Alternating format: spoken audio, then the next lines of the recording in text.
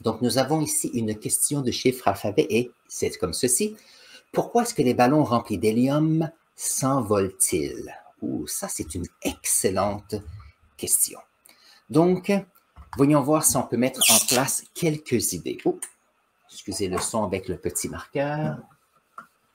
Donc, nous avons notre petite planète Terre, comme ceci, qui est entourée d'une atmosphère. Dans cette atmosphère, nous savons qu'il y a de l'azote, qu'il y a de l'oxygène, du dioxyde de carbone et d'autres gaz aussi. Donc ici, j'ai mis un environnement où l'atmosphère n'a pas trop de pollution. Il y a de l'argon, du néon et il y a aussi de l'hélium. Donc, dans l'atmosphère, il y a des gaz. On le sait, on inspire certains gaz qui contiennent de l'oxygène, azote et dioxyde de carbone. On expire tout l'azote qui est entré ressort.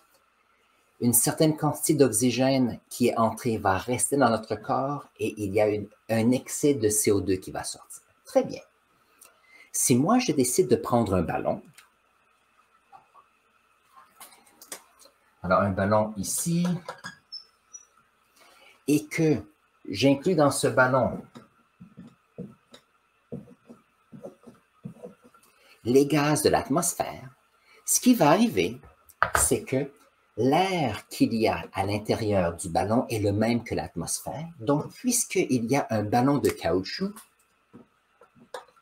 le ballon de caoutchouc va descendre vers ici, vers le sol. Donc, vous avez sûrement déjà remarqué cela.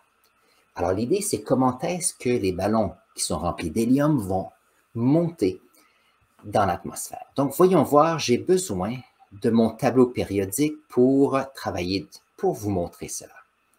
Donc, voilà, je vais enlever la question pour l'instant. Très bien. Lorsqu'on a notre atmosphère et qu'on a des composants ici de gaz, des composantes, excusez, nous avons ici des molécules qui sont faites d'atomes.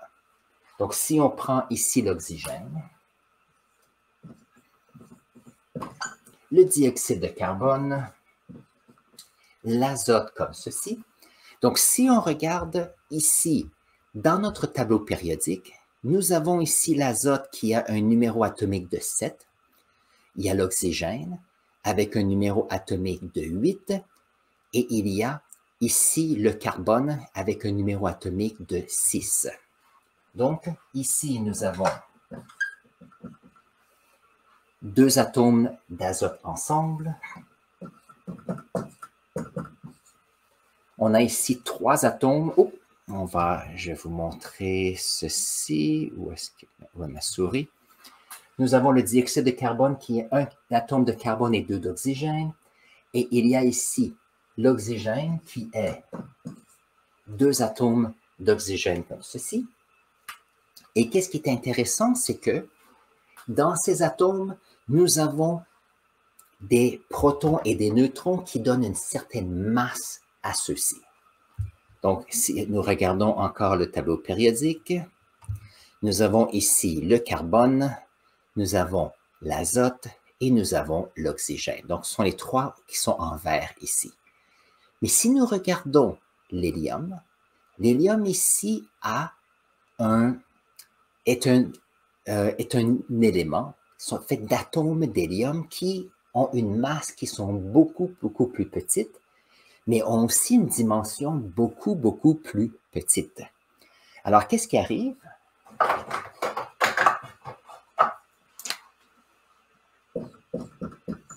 Si on prend l'hélium comme ceci et que nous avons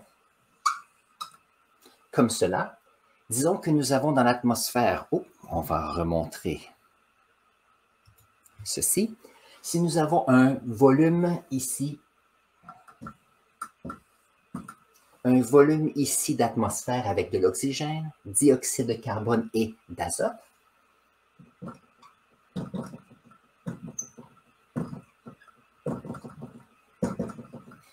il y a des atomes d'hélium qui sont beaucoup plus petits, qui sont éparpillés entre ces molécules de l'atmosphère.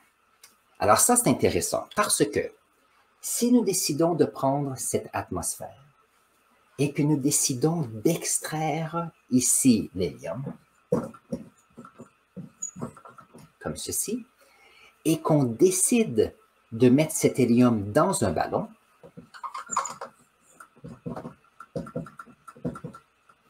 qu'est-ce qui arrive ici? C'est quelque chose d'intéressant. Nous avons un volume du ballon ici qui est rempli d'hélium, qui sont des atomes beaucoup, beaucoup plus petits. Et donc, si on regarde la masse relative, c'est que la masse du volume de gaz est beaucoup plus, la masse est beaucoup plus petite que si nous avons la masse de l'atmosphère ici. Alors ça, c'est intéressant. Donc, si on met ceci dans l'atmosphère, comme ceci, il y a quelque chose d'intéressant qui arrive. Nous avons un gaz qui est léger. Alors, point de vue masse atomique, nous avons ici un ballon de caoutchouc, le même que le ballon de caoutchouc ici, mais chose intéressante, c'est qu'on a un volume qui est grand avec une masse plus petite. Donc, qu'est-ce qui va arriver, c'est que, oups, on va changer de couleur. Alors, CO2, oxygène et azote ici. Qu'est-ce qui va arriver, c'est que, ici, oxygène et azote.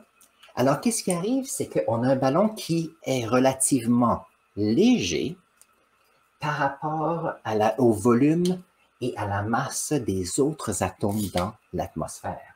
Ça veut dire que celui-ci a une petite poussée parce que c'est plus léger et donc ces grosses molécules vont dire « Ah, on va prendre la place en dessous ».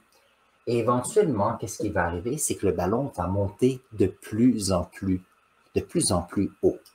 Et donc, la résultante, on a un ballon d'hélium qui va monter vers le haut. Donc ici, c'est une question de masse relative. Je vais faire un autre exemple qui se rapporte avec les montgolfières. Donc, si nous avons une montgolfière, comme ceci, comme cela,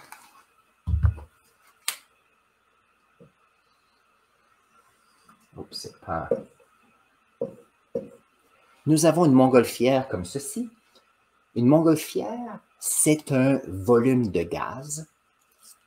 Autour, ici, nous avons l'atmosphère avec l'azote, CO2 et oxygène. À l'intérieur, on a exactement la même chose. Mais la différence, c'est que nous prenons une flamme pour, ici, qu'est-ce qui arrive? Pour réchauffer l'atmosphère qu'il y a ici à l'intérieur du ballon. Et lorsqu'on augmente la température, les atomes de l'atmosphère commencent à vibrer un peu plus. Et qu'est-ce qui va arriver? C'est qu'ils vont prendre pour le même volume beaucoup plus d'espace. Et donc, pour un volume spécifique, la masse diminue et donc le ballon va monter dans le ciel. Va prendre un courant de vent et va se promener. Si la montgolfière veut redescendre, nous arrêtons la flamme ici. La température globale ici de l'air à l'intérieur du ballon va diminuer. Et éventuellement, la montgolfière va redescendre sur le sol. Donc, une montgolfière utilise les gaz de l'atmosphère réchauffés. Donc, on augmente le volume du ballon. Donc, la masse relative du gaz à l'intérieur est plus petite que la masse relative autour du ballon. Et donc, notre ballon va augmenter. Lorsqu'on a des petits ballons, c'est facile. On a un volume qui est plus petit. On fait la même chose. On met de l'hélium dans un ballon. Ceci nous permet d'avoir, dans un volume donné, une masse relative très, très faible et celle-ci va augmenter. Maintenant, vous allez dire, oui, mais comment est-ce qu'on sait que l'hélium, qui est un gaz, a un effet différent que le gaz de l'atmosphère. Vous avez sûrement déjà vu sur vidéo, peut-être en personne, quelqu'un qui inspire un peu d'hélium à partir d'un ballon, la voix serait différente. Donc, la voix est beaucoup plus aiguë que si quelqu'un parle dans l'atmosphère ici. Et la raison de cela, c'est que le son voyage différemment à l'intérieur de différents milieux. Donc, lorsqu'on a de l'hélium, le son voyage beaucoup plus rapidement, c'est beaucoup plus aigu. Dans l'atmosphère, on a une certaine voix. Et essayez de parler dans l'eau. Allez à la mer ou allez dans une piscine et parlez dans l'eau. Vous allez voir que le son ne se propage pas de la même façon.